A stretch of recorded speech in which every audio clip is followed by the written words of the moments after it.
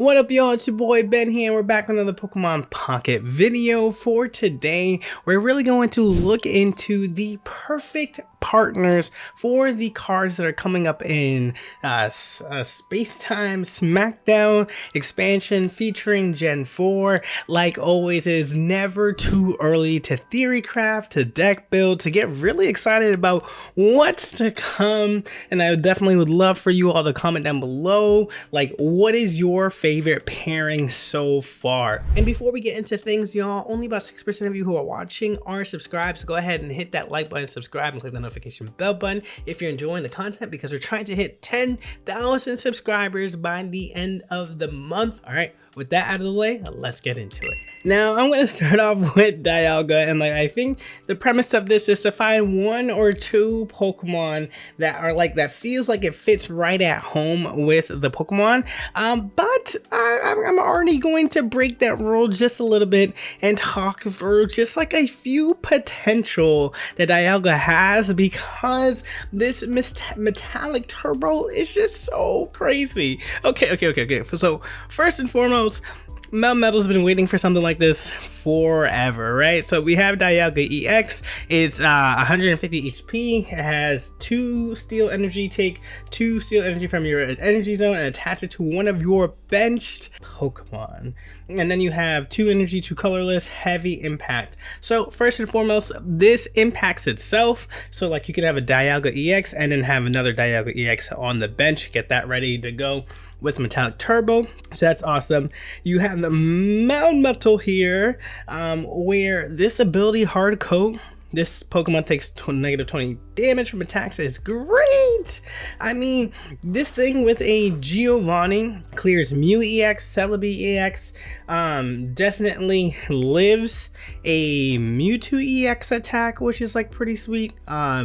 If you hit with blue, therefore you now have that trainer, and so it's just really cool to see Melmetal be able potentially to get online much faster. I told you we're gonna probably rattle off a lot for Dialga EX just because I'm so excited. So our next one is Wigglytuff EX. With just one Metallic Turbo, your Wigglytuff EX is ready to get online, right?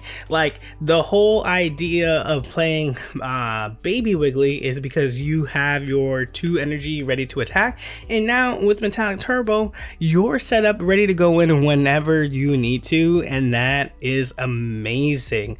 I think just one thing to note, once again, attach it to one of your bench Pokemon, and so that means it's anybody. So if it's anybody who we get Midgia EX to get fired up, being able to deal with it, maybe now Pokemon Flute won't be such a meme because you have all your energy ready to go. You have Chinchino. Maybe Chinchino actually looks pretty good. But in all serious note, Tauros, it feels really great. I'm excited to actually build the Dialga and Melmetal deck. I'm excited for that to happen. You can even throw in a splash of the Bisharps and everything else like that.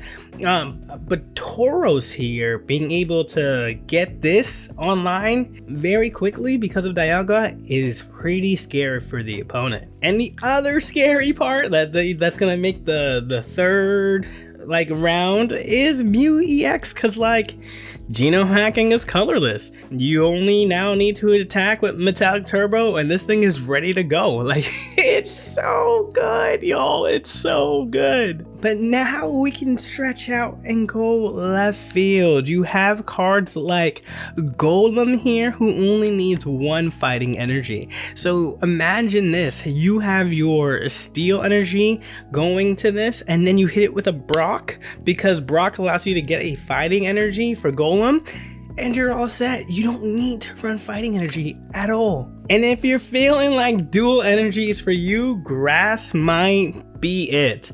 Okay, Venusaur, it needs a big basic basic wall. Why not? You now get a giant Bloom online with just 2 grass energies.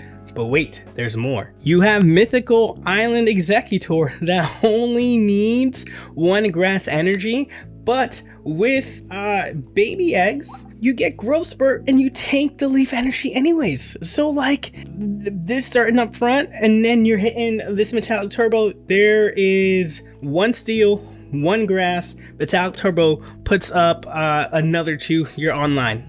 Just like that. And this is going to sound crazy, but what if Celebi has been waiting for Dialga this whole time? You only need 1 grass energy, y'all. Like, the combination's insane. This literally says flip a coin for each energy attached to this Pokemon. Each energy, not each grass energy, each energy. So if I'm chipping away 30 each, like 30 damage is like no joke. You know, like Farfetch does 40, dealing 30 is just 10 less. That's great to chip away. You have high health, you hit him with potion, and you're just stacking your Celebi. This just feels like a great way to ramp if you can get that grass energy on Celebi ready to go. And this may be a meme or not, let me know, but is Dialga EX finally the card to make Snorlax good? I don't know. I don't know, maybe. Like, it's still high HP. You get it online with just 2 turns of Metallic Turbo, then you're hitting for 70. They have to go through a lot of HP. It's a basic, so it's only worth 1. With the inclusion of Leaf here, you can like get Dialga out and also get Snorlax out, and then just Metallic Turbo again to get it back online. Who knows? This may just be dumpster fire, but it's just to say that Dialga EX opens up a lot. Okay, so obviously there are more Pokemon from the trailer, and I said that we're gonna get into them, so let's do that. I just hope that you are excited about theory crafting as much as I am. But for in all seriousness, Palkia EX is also a great and exciting mon for the water archetype, which is super sweet because this 150 damage for 4 energy is 3. You discard 3, but then it also does 20 to your opponent's bench. The 20 to your opponent's bench is like cool, like that's like icing on top. But that 150 damage clears every single Pokemon except for 2 now, right? Gyarados EX and Blastoise, but everything else kind of goes away, including things like your Charizard, right, with the Giovanni. So like, this is pretty good. This is really good. And so please don't sleep on this, y'all.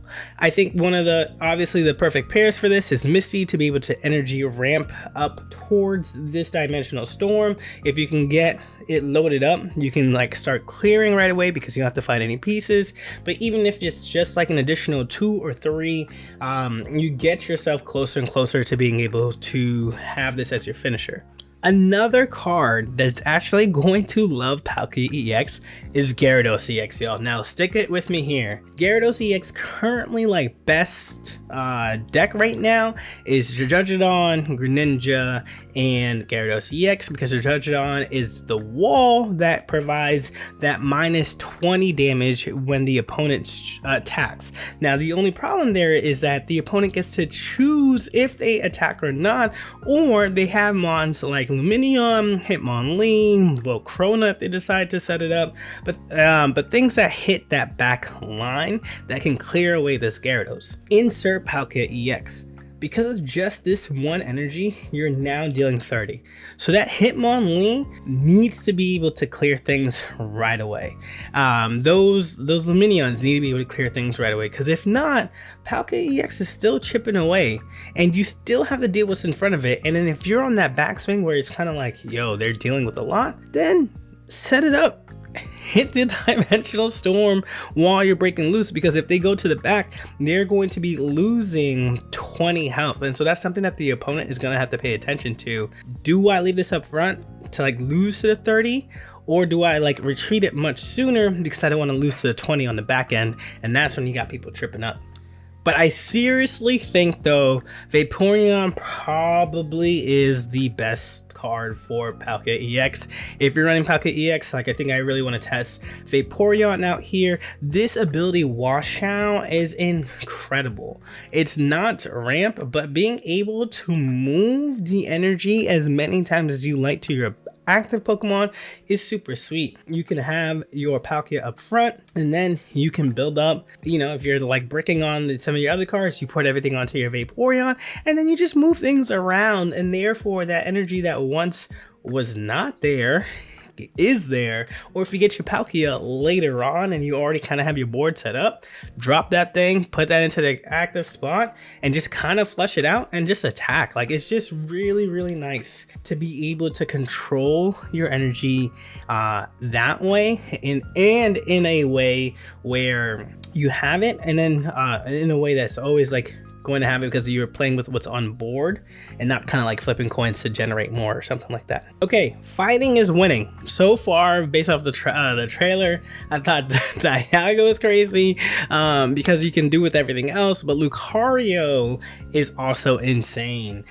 This is a stage 1, so you do still have to find your pieces. However, for 4 cards you are able to do an automatic 40 damage.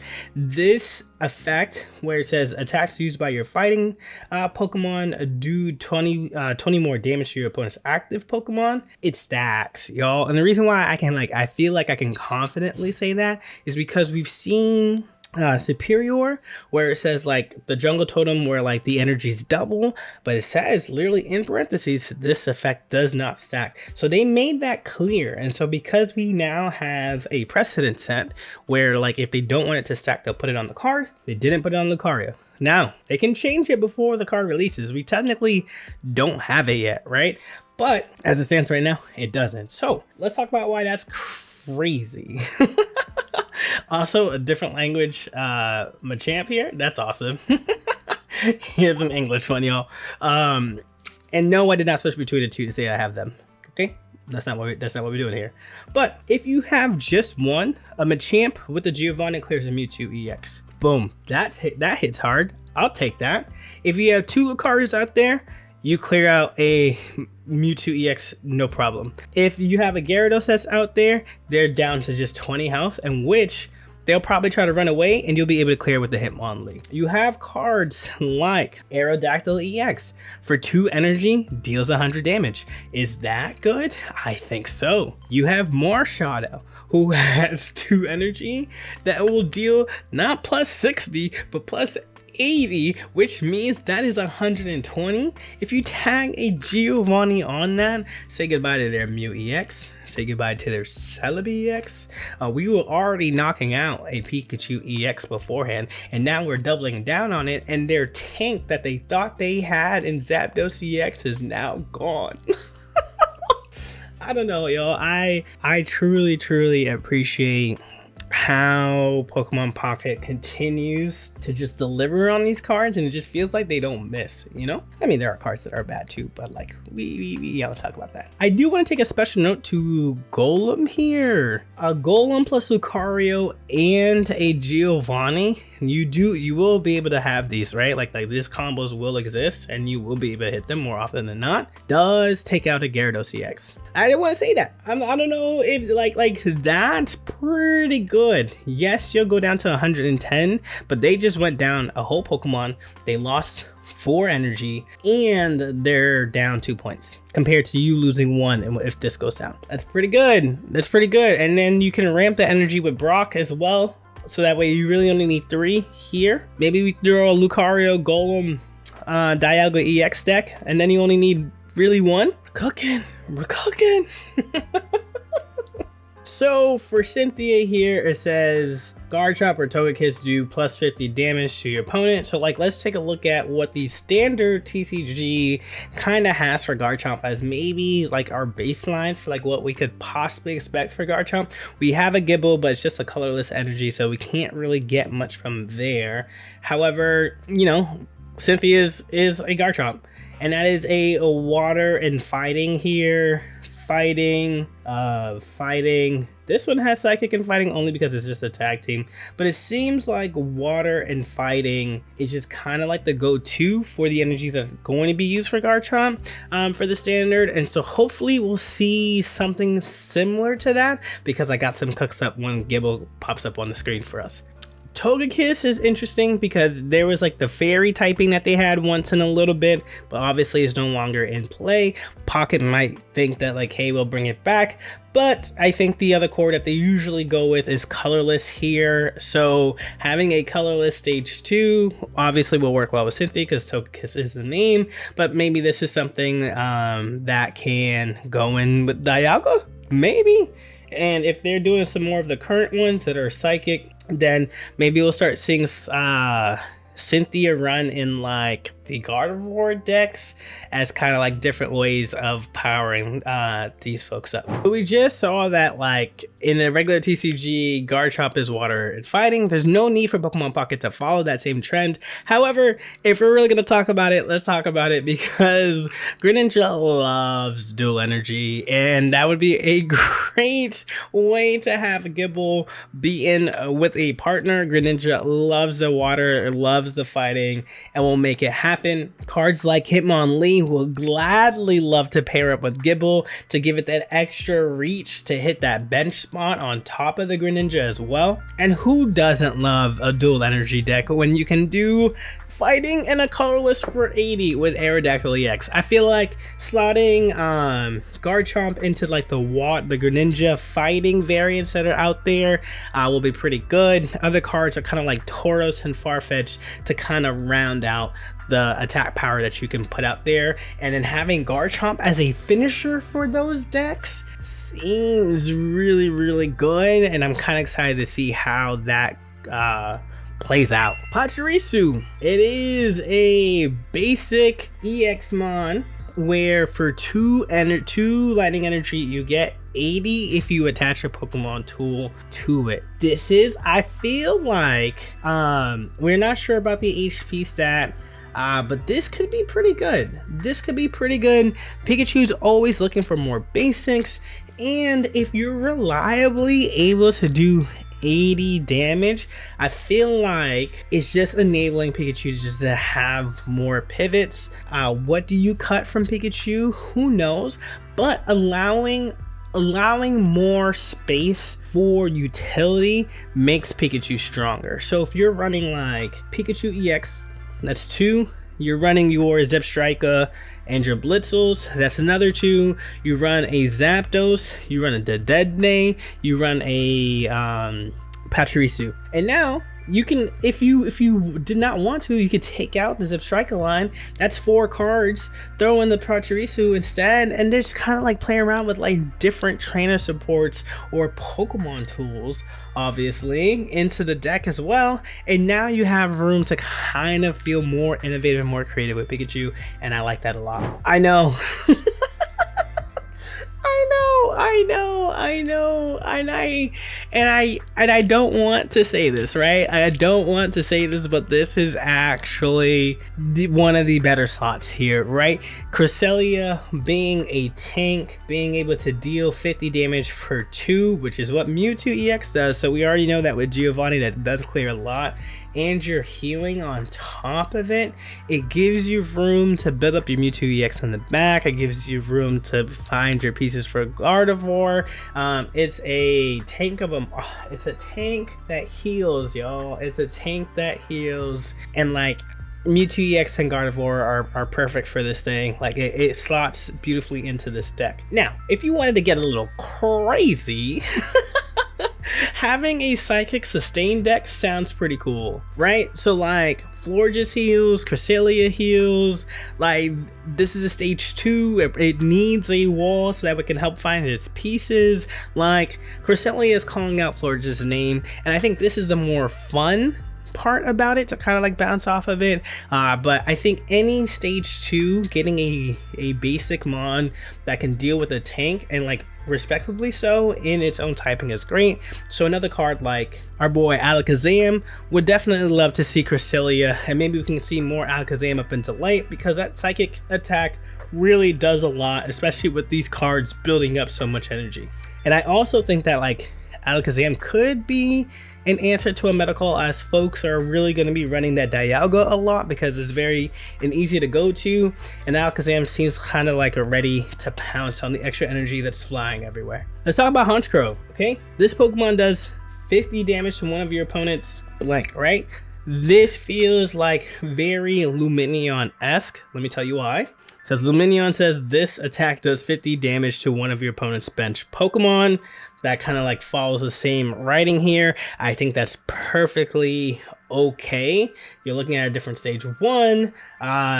This has a retreat cost of 2, whereas Lumineon has a retreat cost of 0. So maybe this skill dive isn't like 2 energy worth of attack. Who knows? Or maybe they compensated for the retreat cost into the HP here. We'll find out once we actually get the cards in our hand. But this does mean Weezing has found a friend, y'all. Like, right? Like, you are able to snipe any one of your one Pokemon, being able to Gas Leak, Tackle, and follow up with a Honchkrow like snipe on the bench. It's pretty good. Folks are gonna run away. They don't want the poisonous stack, or they don't want their Pokemon to die. And then being able to Koga out after you Gas Leak or Leaf out, whatever you gotta do. Honchkrow being able to follow up and clean up after Weezing is pretty sweet. Leafeon is now powered up. I'm actually gonna say Executor EX here, just primarily because Executor EX is doing everything that it needs to do as a tank that deals damage and allows you to find your pieces. Leafeon is a stage 1, so you do need your basic, and then you need to find Leafeon as well. This looks like it's 90 for 2 energy, which is really strong, but it probably does have a big drawback. The text wasn't very clear. It just says during your next turn, this Pokemon can't, and then it finishes off from there. This probably may be like can't attack during the next turn, and that kind of makes sense for it to fall under that line. Ninetales has 2 energy for 90, and you are, like you're discarding, right? Like you're discarding an energy. So the drawback from that is that you can't attack, or you can't build up energy elsewhere. So having a big drawback makes sense to me. The 90 HP is pretty nice. Even if you do get attacked, you get healed up by our girl Erica, which is fantastic for keeping that sustainability for Leafeon. So that's cool. All in all, I'm like really excited to cook with Leafeon as well too. I'm also excited to see what they're gonna give us for Glaceon, but we can only go from what we have so far. So up next we have Turtwig, which like if goes to like follow this Turtwig when it gets to Torterra might have a 4 energy attack, and Superior might be great here. I'm really hoping that stage 2s, like 2 of them in the deck, makes everything okay, because if not, you still have good old reliable with Executor EX being able to stand in the front and powering up your Torterra in the back. However, it would be really juicy if we could get Superior to work with this. Call me basic, but until we know more, it really does feel like Moltres is just probably the best thing to do with Fire type in the beginning. I'm really curious to see what Infernape brings to the table, but for the meantime, getting free energy on your Fire type Pokemon is always helpful. So we're gonna stick Moltres EX with this one. I'm gonna go Vaporeon for Piplup that we have next here. Just again, its ability of Watch Out to move water energy around is gonna be amazing. We don't know what Empoleon brings. I'm really excited for it.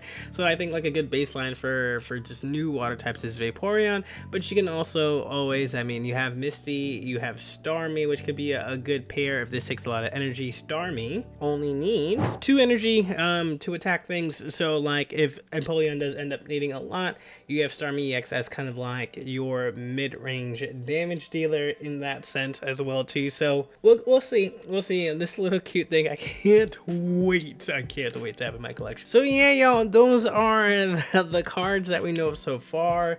Let me know what your thoughts are on this type of video. I definitely just loved talking about this. It makes me so excited, and I just can't wait to crack these open and get decks out as soon as we can for y'all to enjoy. All right, y'all, until the next one, hit that like, subscribe, and definitely click that notification bell button, and we'll catch y'all. Peace.